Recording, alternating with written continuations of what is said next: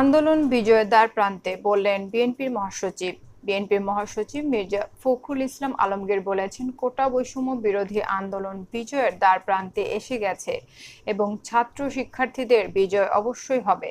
দেশে একটা গণজাগরণ শুরু হয়ে গেছে। শিক্ষার্থীদের আন্দোলনে সাধারণ মানুষ যোগ দিয়েছেন। সব পেশার মানুষ, সব ধরনের মানুষ এই আন্দোলনে যুক্ত হয়েছেন। তারা যুক্ত হয়েছেন সব ভয়কে উপেক্ষা করে। তিনি বলেন, স্থায়ী কমিটির সদস্য আমির খসরু মাহমুদ চৌধুরী তার বাসায় পরিবারের সদস্যদের সাথে সাক্ষাতের পর এসব মন্তব্য করেন তিনি।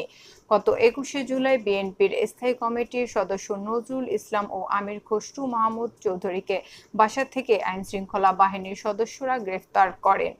মির্জা ফখরুল আরও বলেন, ছাত্ররা যখন আন্দোলন শুরু করেছে তখনই এর যে যৌক্তিকতা তা নিয়ে আমরা কথা বলেছি। আমরা তাদের